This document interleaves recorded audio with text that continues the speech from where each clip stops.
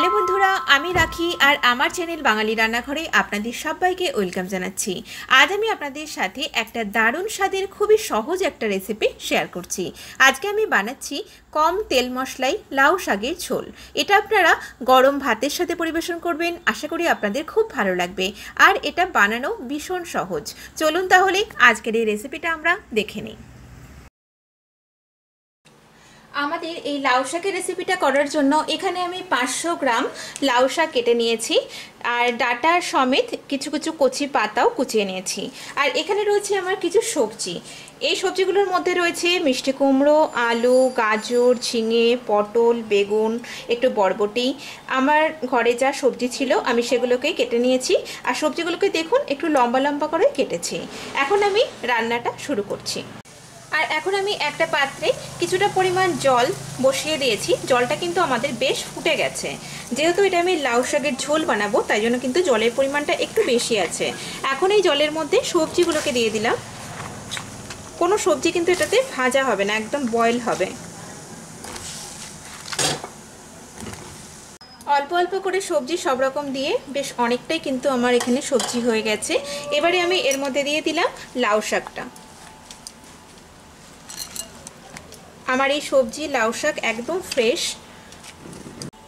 এখন আমি এই সবজিটাকে 5 থেকে 6 মিনিটের জন্য ঢেকে দিলাম। এটাকে ভালো করে ফুটতে দিচ্ছি। প্রায় 4 থেকে 5 মিনিট হয়ে গেছে, এটা আমাদের ফুটছে। এখন আমি এর মধ্যে দিয়ে দিচ্ছি একটু বেশি পরিমাণে কাঁচা লঙ্কা। এই রান্নাটা পুরোপুরি কাঁচা লঙ্কা দিয়ে করব, তাই কাঁচা লঙ্কার পরিমাণটা একটু বেশি দিয়েছি। এখানে প্রায় আমি 8টা থেকে 9টা মতো চেরা কাঁচা লঙ্কা দিয়ে দিলাম।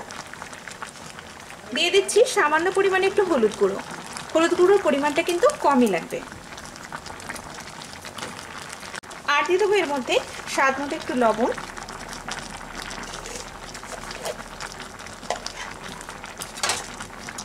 এখন ভালো করে এটাকে একটু নেড়ে নিয়ে আমি এই জল সমেত এটাকে কিন্তু নামিয়ে নেব সবজিটাকে।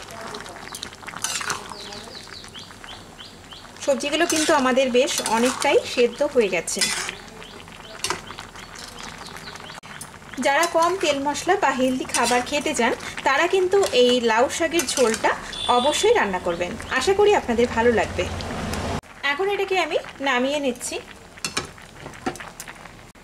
এখন আমি কড়াইতে 1 টেবিল চামচ মতো সর্ষের তেল দিয়ে দিলাম। তেলের মধ্যে ফোড়নে দিয়ে দিলাম 2টো শুকনো লঙ্কা, আর দিয়ে দেবো কিছুটা রসুন কুচি। এখানে আমি একটু বেশি পরিমাণে রসুন কুচিয়ে রেখেছি, সেটা দিয়ে দিলাম।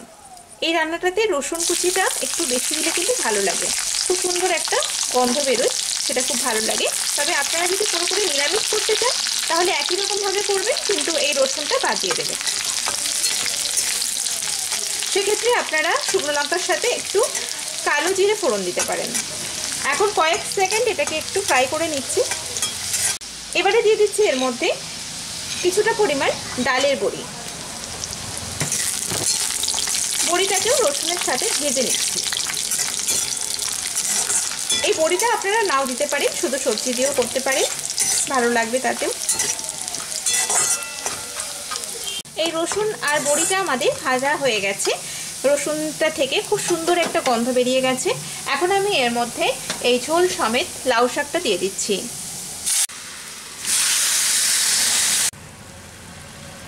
এখন আমি লাউ শাকটা এই ফোড়নের মধ্যে দিয়ে দিলাম। এবারে আমি এর মধ্যে দিয়ে দিচ্ছি 1/2 চা চামচ মতো একটু চিনি। এখন এটাকে আবারও আমি প্রায় 5 থেকে 6 মিনিটের জন্য ফুটতে দিলাম। প্রায় 5 থেকে 6 মিনিট হয়ে গেছে, এটা ফুটছে। দেখুন ঝোলটা অনেকটাই বেশ কমে গেছে।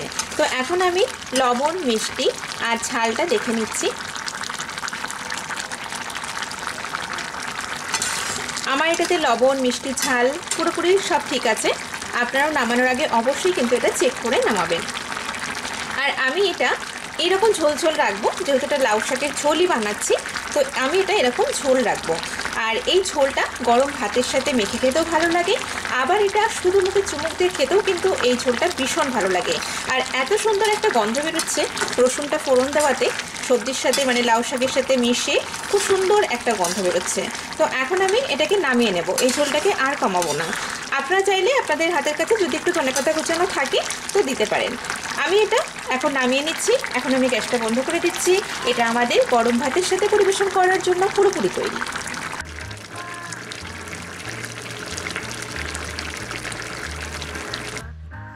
তৈরি হয়ে গেল আমাদের একদম কম তেল মশলায় তৈরি এই লাউ শাকের ঝোল।